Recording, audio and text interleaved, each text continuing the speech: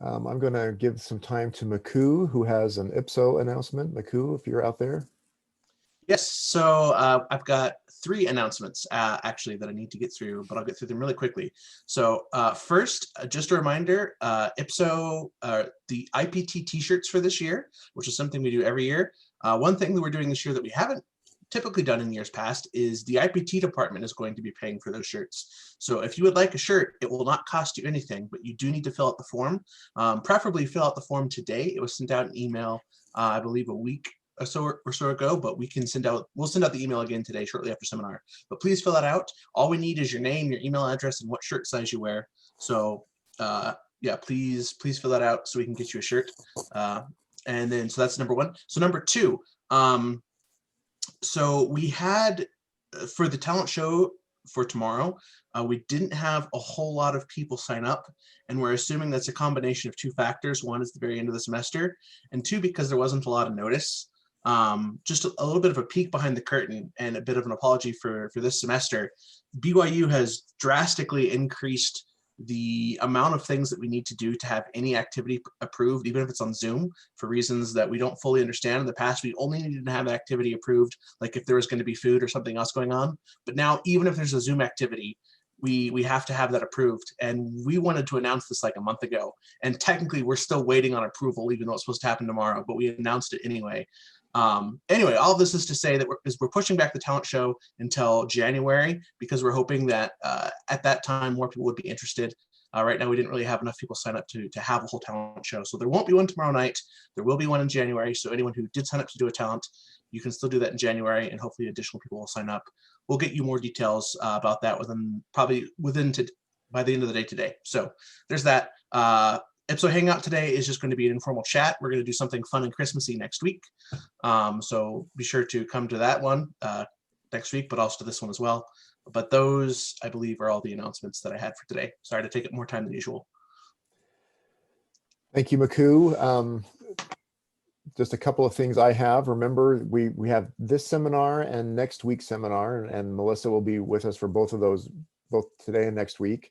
So remember to finish up your attendance quizzes, as well as there will be a final seminar reflection quiz that should be opened up at the beginning of next week. So make sure you take that as well. If you haven't yet attended a defense, there is one Monday at 12:15, and there's one a week from Monday at 2 o'clock, and there might be one more that's in the works that I think they're just working on scheduling still. And any of those will be possibilities if you still need to attend a defense this semester. I think we are ready to begin. So we want to welcome again Melissa Warr to our department. Grateful to have her spend some more time with us talking about creativity. She asked me to get started with a poll. This is just an anonymous. She wants to know how much time she needs to spend reviewing some of the contents from the readings. So if you will answer the poll questions. I'm also going to put a link to, we're going to use the same Padlet as we used last time. And there's a first question that says, over the past 2 weeks, I have learned. Go for it. Start adding stuff there. And at the same time, a little bit later, I'm going to need 4 random people to reenact a first grade classroom. So the first 4 people to send me a private message with their email address will get to do that. So if you want to help reenact a first grade classroom, send me a private message on Zoom with your email, and then we'll get that set up. But in the meantime, go to that Padlet and start writing over the past 2 weeks what you have learned. All right, can you put that in the chat? Is that? Yeah, it is. I'll put it again. Oh, here it is. I see it. I see it. Sorry about that. You're good. Okay, and Melissa, it looks like we got 80% responding. So here are the results. Okay. Do you see those? Okay, great. All right. I hate it when I read stuff and then we go to class and we just repeat it anyway, but reviewing is always good too. So we'll work with that. Okay, well, the time is yours. Thanks. I hope you all had the last 2 weeks. It went by fast for me. I just noticed I have it. They lost my virtual background here when I came to the BYU Zoom, I guess. I used to be in a Hallmark movie. I had like a pavilion behind me. So I guess you'll just have to miss out on that. I'm not in a Hallmark movie anymore. I'm in the real world. Okay, so I'm just watching as you're writing your responses on what you've learned. The whole gratitude thing was really interesting when that came up Friday, and I'm kind of curious about how that has played out in your lives. Yeah, so not even just over the last 2 weeks, what have you noticed in your life? What have you learned across the 2 weeks? I don't have anyone yet who has messaged me. No one wants to do the reenactment of the first grade classroom. I'm still waiting for emails. So otherwise I'm gonna have to choose. Maybe I'll make the faculty do it if no one responds.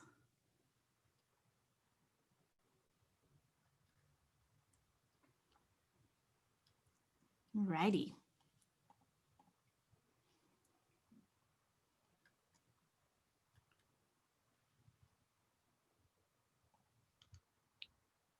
These are really interesting reflections. I'm quite curious where some of these came from.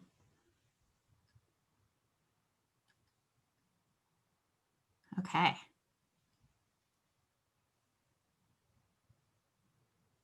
All right, so we're gonna start by debriefing some of our gratitude stuff we did and what's happened over the last week.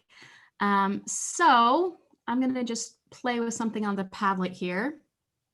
I wrote something earlier.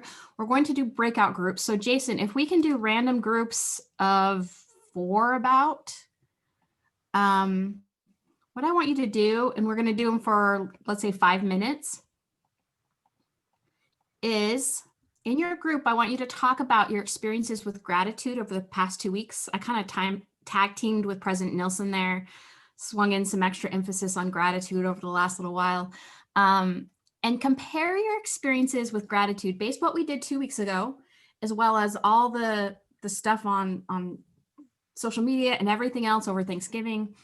And I want you to think about what you learned about gratitude and what that means for learning, right? Because I don't think anyone was telling you what gratitude was, but I'm interested in what you've learned. And I want you to come up with a group synthesis and then post on Padlet as a group, have one person post a synthesis of what your group discussed and what you found out about what learning is through your gratitude experiences.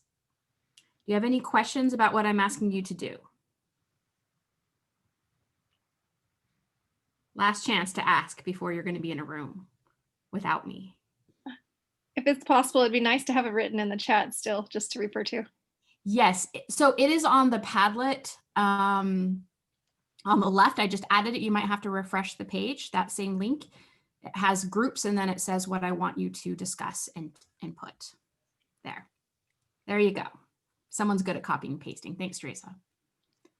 All right, so Jason, if we can open up those groups, you have about 5 minutes.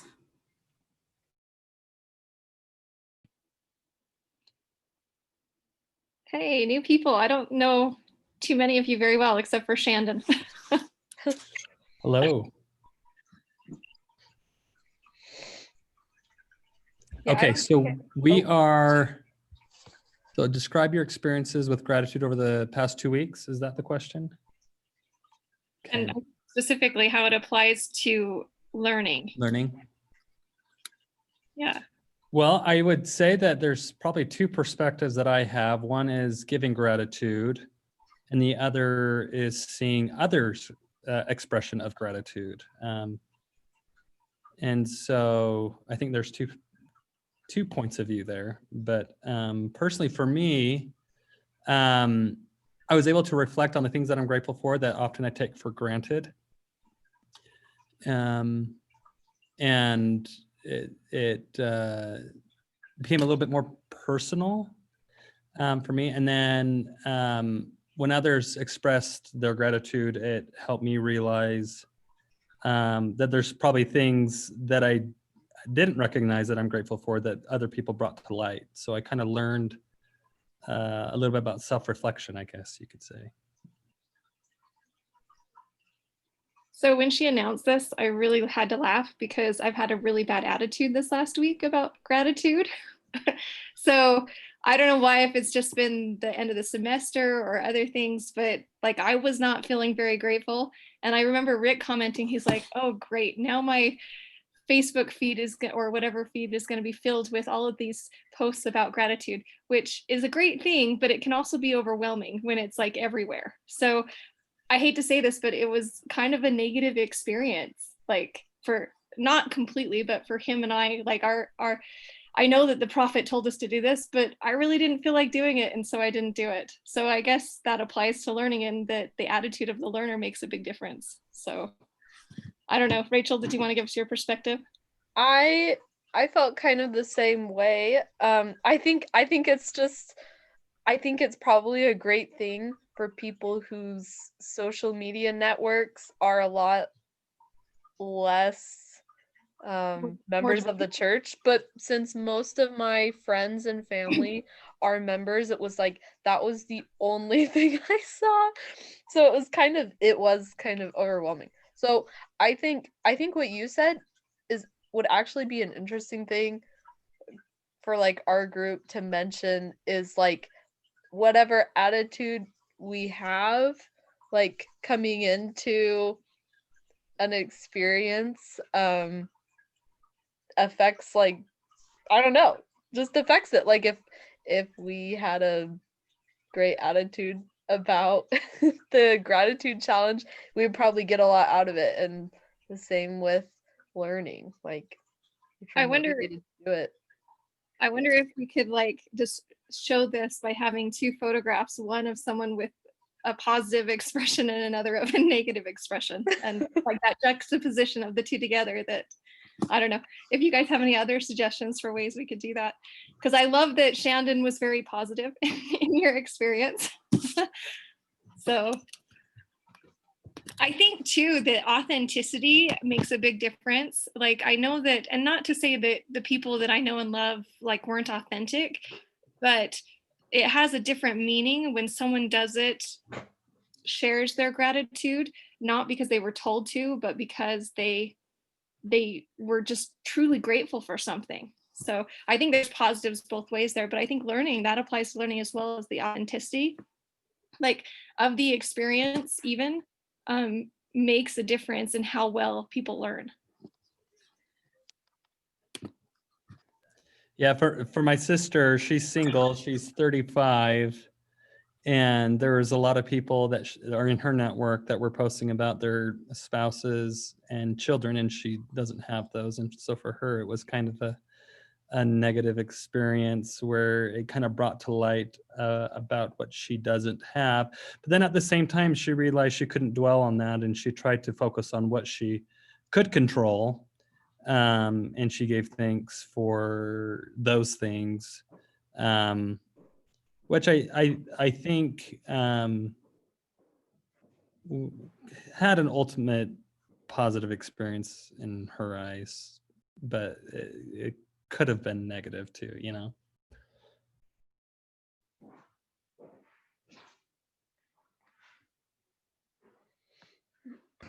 I just need to apologize. I was kind of getting pulled by a distraction. So I understand the question, but I didn't jump in. I had a very positive experience with the Give Thanks campaign. But I did hear some of the sentiments that you shared, Shandon.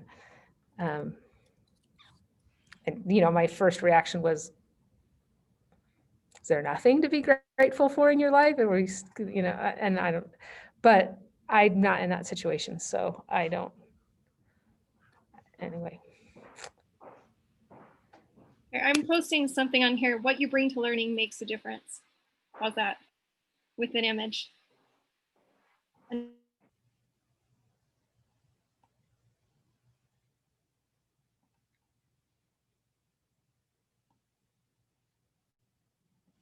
All right, I think we're all back.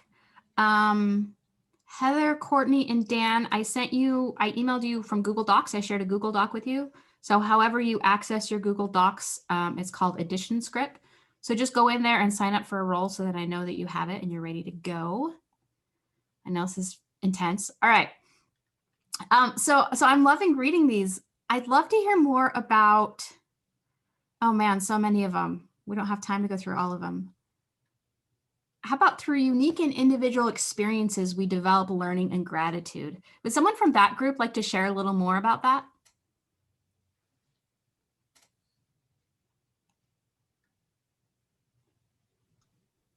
I can. I think we just talked about kind of tying it with the article we had just read that, you know, President Nelson, there was this guided learning. We think of creativity as just it's open, you can do whatever. It was guided in terms of there was a direction, but then it was left pretty open and people brought their own experiences and their backgrounds to connect with and I think learning happens the same way. Some people connect with material sooner because they have more experiences in that area. It doesn't mean somebody can't connect with that material or that content. They just need more experiences or context. So we just kind of felt like in terms of allowing enough freedom, but still guided, and then also just bringing your own perspectives and experiences enhances your learning. Thank you. That is fabulous. That's wonderful. I was hoping that some of you would have a little bit of that experience of exploring something and finding meaning on your own, combined with that guidance. That's a perfect description of really what authentic learning is to me in a lot of ways. That personal dimension, I think, is also, we're going to see some videos today of first graders and such that are going to find their own personal ways to describing things. So that'll fit that. How about organic gratitude? I want to share more about that.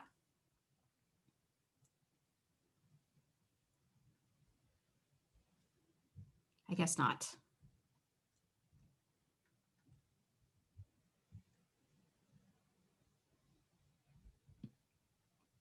I don't know if someone else is saying something. I didn't write that, but we kind of talked about something related to that within our group about authenticity of things, as in experiences, whether or not they're told to do something versus it coming naturally makes a big difference in the quality. Excellent. Does anyone else have something they're dying to share from their discussion? Well, one thing I'll maybe say, and maybe this goes into what you're talking about with authenticity, Melissa, but then also tying into the reading for today, which was about like constructivist learning and that kind of a thing. But one thing I realized was I wasn't aware of all the things I was grateful for until I saw other people posting things. It was a social constructivist kind of a thing. Whereas I interacted with other people, I surprised myself with some of the insights I was getting into my own life. Fabulous. Thanks. You get an A, Rick. Thanks. All right. I am going to share my screen in a way I don't usually share it. So we're going to hope it works here. Oh, good. Okay. Hold on just a second. It's going to be a little weird. Oh, no, it's not. It kept my settings. Okay.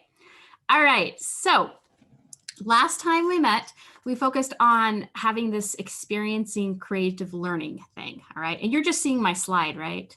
Someone nod and tell me. Okay. Never done it this way before.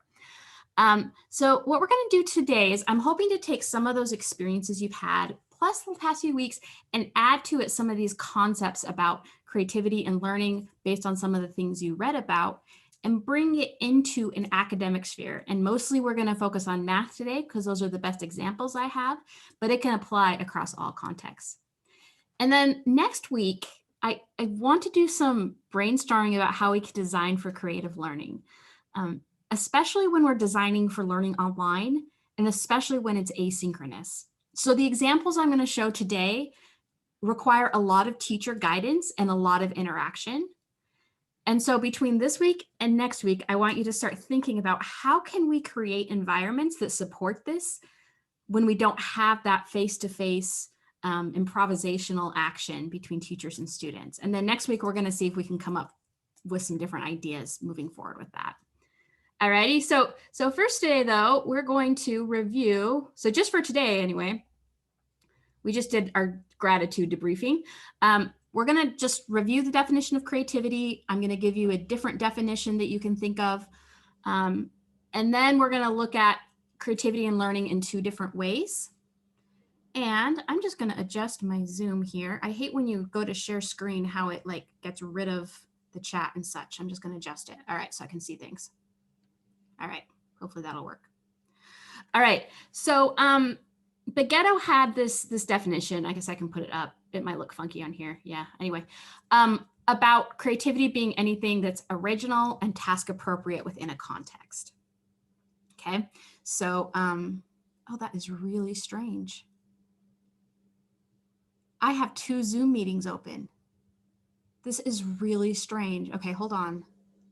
I have never seen that before. It was opening like my private Zoom meeting chat. I don't know how that happened. One of them is likely about to crash. We'll wait for it to come back. Yeah, it'll probably crash in a minute. That is really strange. Let me just, okay. So I'll come back if it crashes. Anyway, in the meantime. So this is a great academic definition. I want to make it a little bit simpler, but I realized I have this thing where usually when I do stuff, I like to share pictures of my cat, and I didn't do that last week. And so this would have been a perfect picture last week when I asked you all to like draw on the Padlet and stuff. So I'm just making up for it and sharing it now, which probably isn't the most effective instructional practice, but it makes me happy. And here's another thing of my cat playing the piano. You can see she is being very novel. She never quite touches the keys in the same way twice. So I've worked with her. I was trying to get her to play Three Little Mice, and I just have not been able to get her that way because she always does it randomly, right? So this kind of serves an instructional purpose because creativity, this definition is by Dana Henriksen and Punya Mishra, and I think Rohit Mehta is also on this piece, where they define it as something that's novel, effective, and whole. So it's a nice acronym. It's easier to remember, new, novel, effective, whole. They leave off this idea of it needing to be in the context. So that is something that I add on to their definition here a little bit. The novel is the easy part, right? It's something that's new. But the reason we don't just leave it at that is because I could do something really new and random, okay, this is random. It is random. I could tape this pencil to my face for this whole presentation, and it wouldn't really mean anything. It would just be random. It would be novel. I don't think anyone else is doing that. But ultimately, it has to be effective in some way. It has to mean something to someone. And that could be effective through expressing something, engaging something, communicating in a way. So unless I had some reason I was drawing upon the pencil on my face, it wouldn't really be a very creative act, even though it was novel and new. So the third criteria is different than Bagetto's. The academic people sometimes veer away from this concept because it's really hard to measure and define, but it's this sense of wholeness, which goes back to this aesthetic thing. It's kind of like the aha moment when you realize something and you get a big aha about it. And so it's when something's clever, when it's fulfilling or satisfying, it has like an evocative power sense. So like Einstein's theory of relativity is very simple. And that's one of the things that's made it so significant. It's just the simplicity of it. It has this sense of wholeness that goes beyond. Okay, so in the chat, we're just going to test your knowledge of first grade mathematics. I want you to write, what is addition? Just write your own definition in the chat. What is addition? Ready, go. Combining two numbers. Okay. Okay, you can't say adding numbers together. You can't use the word addition again when you're defining addition. Okay. All right, so we're combining numbers. I think combining is one of the most things, bringing things into one, most common definitions. That's like something a first grade teacher might say. Who was it that actually has been a first grade teacher? They had mentioned that to me. I'm curious what a first grade teacher would say about what addition is. I've been a first grade teacher. What would a first grade teacher say about what addition is? Sorry, I'm chewing. Oh, sorry to read in there. Some more stories. You have some, you get some more. Oh, I have some crayons. I have some crayons, 3. Someone gives me some more crayons, 3 more. How many crayons do I have now? Oh, I like it. That's Very first nice. grade math. I First like grade it. addition. All right, so we have a little mini play that we're going to reenact with some of you. So those of you who signed up, go ahead and unmute, and I'm going to let you just improvise off this script. Courtney, I think you're starting with, Courtney is the teacher and the rest of them are students. So go ahead, Courtney, start our little play. All right, class, what does 2 plus 2 equal? 4. 2 plus 2 doesn't always equal 4. Yeah, it does. We learned that in kindergarten. Duh, everybody knows that. No, it can also equal 2. No way. Okay, Steve, can you give us an example of when 2 plus 2 equals 2? Well, like if you have 2 hungry cats and 2 fat mice, then you end up with 2 fed cats. Say that one more time, Steve. So if you have 2 hungry cats and 2 fat mice, then you end up with 2 well-fed cats. All right, so here's the question. Steve, was that a creative response from Steve? Okay, so he's decided 2 plus 2 equals 2 because he's got 2, and in fact, I think it's supposed to say 2 hungry cats and 2 fat mice. Does that mean, is that a creative response? Well, it's novel. It is novel. I'll give you that.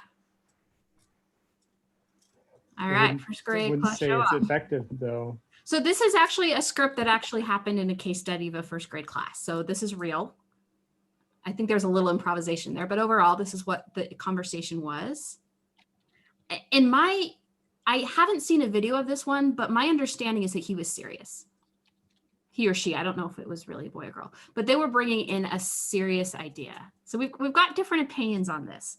So the novel thing is there. So the other question is if it's effective, okay?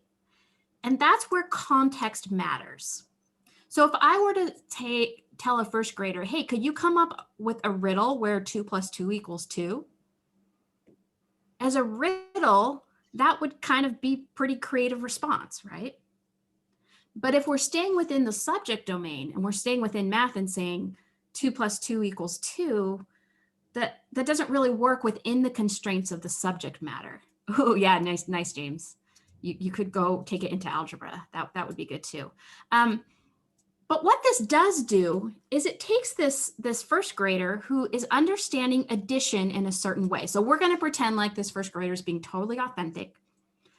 Based on our definitions of addition is combining things, the logic holds. He's combining the cats and the mice together.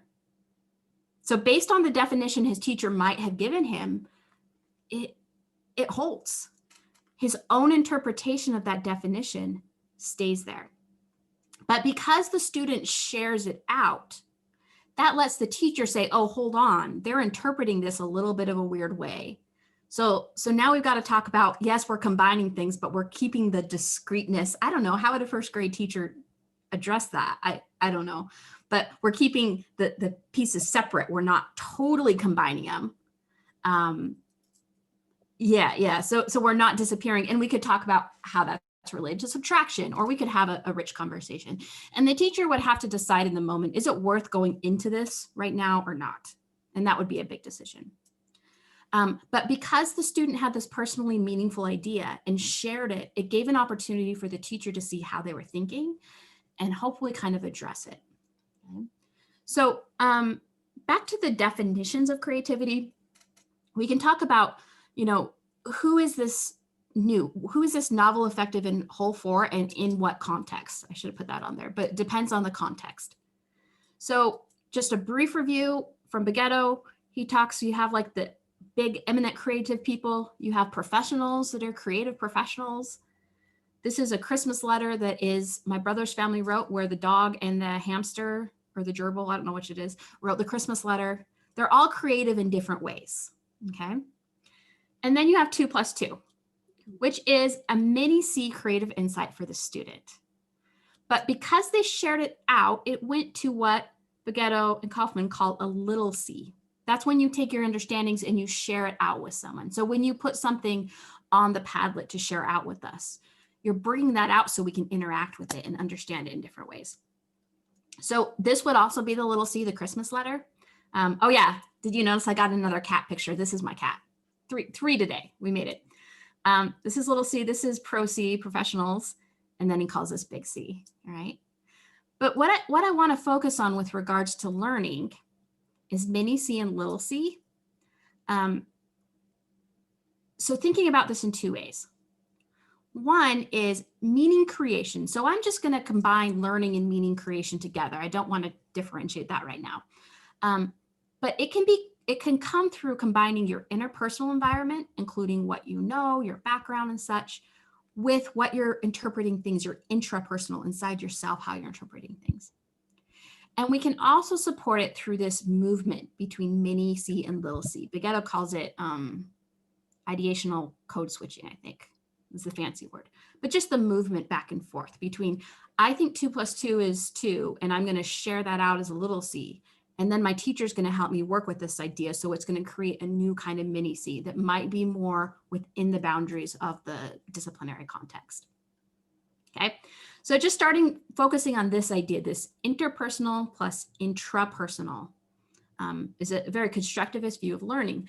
And sometimes when we talk about constructivist learning, we envision people making like, oh, just give kids a whole bunch of tools and let them come up with their own understandings. But no one would really, I shouldn't say no one. I don't know anyone who would really consider that effective practice, okay?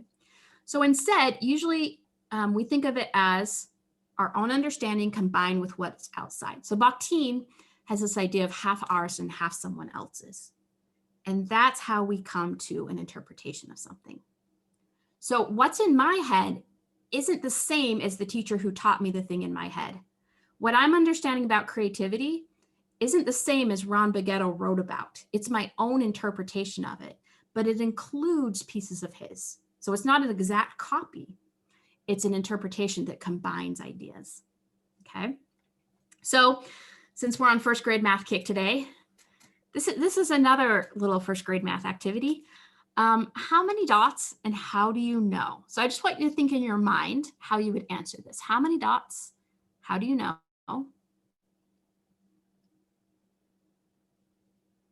Okay. And I'm gonna put this, and actually I was gonna do this on Padlet. Let's just do this in the chat. While you're watching, I'm gonna show you pieces of this classroom. I want you to write in the chat, what are they learning? And notice about what you see in their learning. And I'm just gonna make sure that I shared my computer sound because I didn't. Okay. Hopefully, when I start it, give me a thumbs up if you can hear it. So you can see this teacher, she has the dots, and then she asked the students, how many dots are there? And she listed the responses from these students. And then she says, how do you know how many dots? The question is, how do you know? How do you know? So can someone tell me how they got to their answer? Can you tell me your strategy? Austin? They counted in their brain. How did you solve it? Did you count in your brain? I was like going my eyes all the way up and then aside. Okay, did you start at the top? Up here? Can you count them for me now? 1, 2, 3, 4, 5, 6. How many of you counted them all like that? As one of your strategies. Okay. Who saw it in and so Austin saw it as 6. Okay. Who saw it in a different way? How did you see it? I know 3 plus 3 equals 6. You know 3 plus 3 equals 6. Where do you see those 3s? Over there, over here. Can you describe where you see them? Where is the first 3 that you saw? Here and here. So these 3 right here? And then these 3 right here? Ooh, can I write that down for you? So she said this 3 and this 3, and that equaled 6? Yeah. So she saw it as 3 plus 3 equals 6. So what's interesting here is she says, I know that 3 plus 3 is 6. So that's something that maybe she's learned interpersonally through learning, but she was doing some interpretation because she had to come up with matching that equation to these dots and then show them. So the teacher was allowing space for her to share her own interpretations. I think we'll do one more example of this. I think it's this one. See it. I sawed 5 in a row and 1 on the other side, and it equals 6. So you saw 5 plus 1 more equals 6. Did you have to count 5 or did you know that was 5? I know that was 5 because there's a 10th frame, and a 10th frame has 5 on each side. Oh, so you were able to look at that and say that's 5 and you added 1 more to make 6? How many of you did a 5 plus 1? So you can see they're coming to understand the number 6, the 10 frame, the counting, the addition.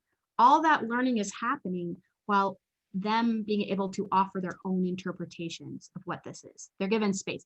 And then you also notice they're really anxious to share what they have because it's fun to share something new you found. And so this becomes a very engaging environment. And I'm going to show another example of an engaged environment in a minute.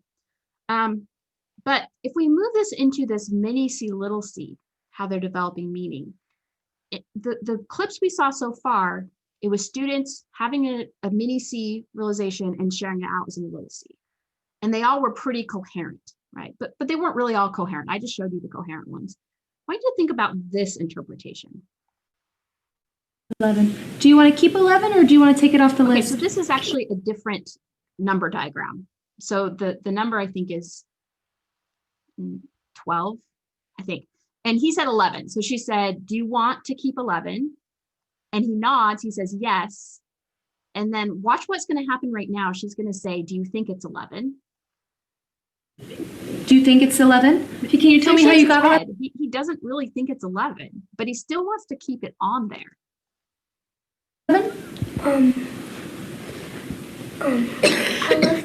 I left the 3 there, and then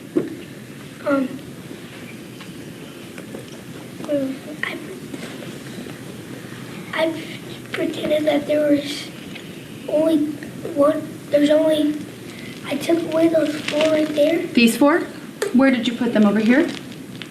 I just took them away, and I put 1 more, and that made 11. Okay. So like that. Okay, so let's count them. 1, 2, 3, 4, 5, 6, 7, 8, 9. But I still have these 3. So if we're at 9, keep counting. 10, 11, 12. His grand idea was, let's just take these numbers away. Let's just get rid of them, okay? Because he saw other students who were saying, if we combine these numbers from this side and this side, so his interpretation of that was, oh, we can just make up more numbers because we can just take them away. But if we're talking about counting how many, that's outside of the constraints. So because she spends this time listening to the student, she can see his own interpretation and she can work with him on that. And eventually this is what happened. Take away 1 of them. Okay. But I still have it here. So what would be our answer for this problem? 12. What would be our answer for that problem? 11. So that's the idea of his own interpretation, putting it out there, working with someone else, and in coming to a new understanding of what these numbers are and how this whole counting thing works and such. All right, one more example, because this is my favorite example of all time. This is a classroom of kids in the 90s. So they've got like the classic pull-up desks. It's nice. And the day before, the teacher had worked with them on even and odd numbers. And they had talked about what an even and odd number is, and they'd actually come up with their own definitions of even and odd. So on this day in the classroom, she's actually saying, okay, she wanted to talk about something else. But this kid had this brand new insight. His head was just turning. He was thinking about the number 6, you'll see. And so he really wants to share his insight. So here we're going to watch him. More comments about the meeting? I'd really like to hear from as many people as possible. What comments you had or reactions you had to being in that meeting yesterday? I don't have anything about the meeting. I was hoping that would get rid of my More comments about the meeting? I'd really like to hear from as many people as possible. What comments you had or reactions you had to being in that meeting yesterday. I don't have anything about the meeting yesterday, but I was just thinking about 6. I was thinking that it's an odd, it can be an odd number too, because there could be 2, 4, 6, 2, 3 2s. That makes 6, and 2 3s. It could be an odd and an even number. Both. 3 things to make it, and it could be 2 things to make it. And the 2 things that you put together to make it were odd, right? 3 and 3 are So each. the teacher tries to move on to talk about something else, because I think she was afraid that getting too deep into this is going to confuse all the students. But then the student raises her hand and she says, I disagree with Sean. And then they have this whole discussion. Let's watch a little bit here. All numbers are odd then? No, I'm not saying all numbers are odd, but Which numbers are not odd then? 2, 4, 6, and 6 can be odd, or 8. I don't know how. Because there's 3 2s. There's 3 2s. Grouped 1, 2, 3, 4, 5, 6. Go up and you can try to prove it, right? Okay. Does everybody understand what this little girl is trying to, so he has this mini C idea. He's got it. He's trying to explain it. He's trying to put it out there. And the kids are like, what are you talking about? This doesn't make sense. And then this little girl actually starts understanding what he's saying. Saying is that it's almost, I think what he's saying is that you have 3 groups of 2, and 3 is an odd number, so 6 can be an odd number and an even number. Do other people agree with that? No. Is that what you're saying? Yeah. Okay, do other people agree with him? You disagree with that? Yeah, I disagree with that because it's not according to here, can I show it on? It's not according to how many groups it is. Let's say that I have,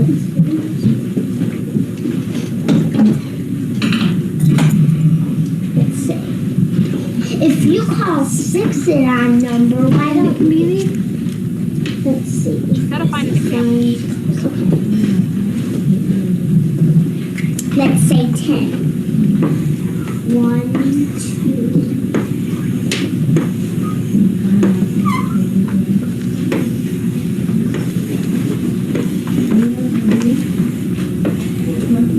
And here are 10 circles. And then you would split them. Let's say I wanted to split them by 2. So 1, 2.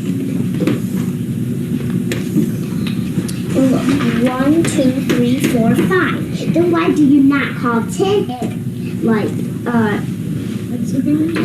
odd number and an even number? Or why don't you call other numbers and odd numbers and an even number? I didn't think of it that way. Thank you for bringing it up. So I say it's 5, 10 can be an odd and an even.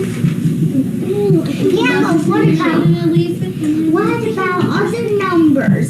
Like if you keep on going on like that and you say that other numbers are odd and even, maybe we'll end it up with all numbers are odd and even. Yeah. Then it won't make sense that all numbers should be odd and even, because if all numbers were odd and even, we wouldn't be even having this discussion. All right. So May's got it. She's having a little bit of a existential crisis here about why are we talking about odd and even if it doesn't exist. But you can see the energy they have behind this and how they're talking across. So what eventually happens is is that they start calling these numbers Sean's numbers.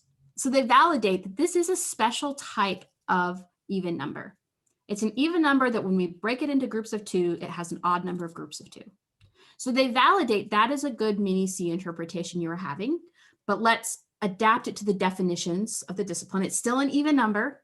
which clearly you weren't fully understanding or even odd definitions before, but we're still going to recognize that. And you see, I mean, they're basically going into prime factorization at this point.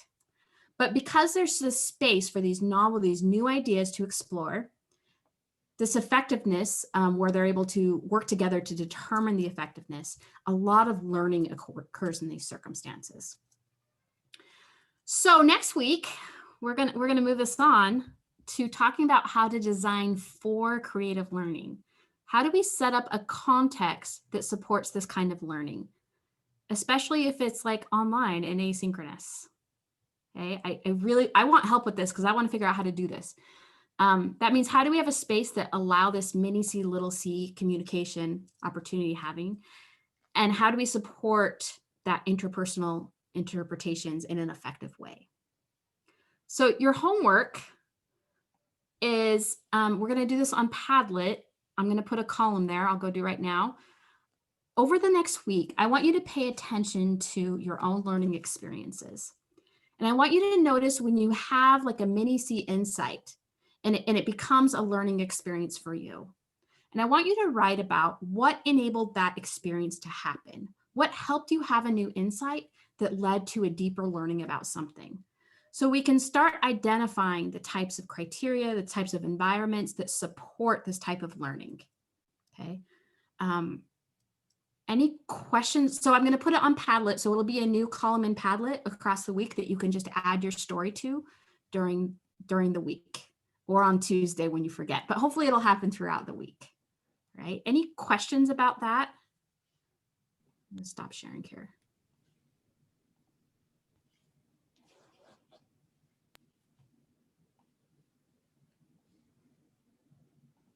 Okay, so I'm going to just move this. So it's going to be the first column on here when you come to the Padlet. And write that description. And then next week, we brainstorm. We'll get together. We'll try to figure out how can you support this in other learning environments. Thank you for your attention. Sorry, a lot of little lecturing today, but hopefully it made sense to you. And I'll turn it back over to Jason, I guess.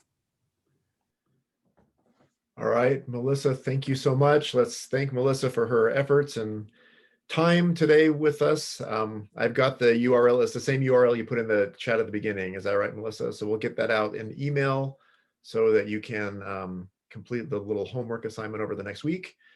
That concludes seminar for today. So we'll excuse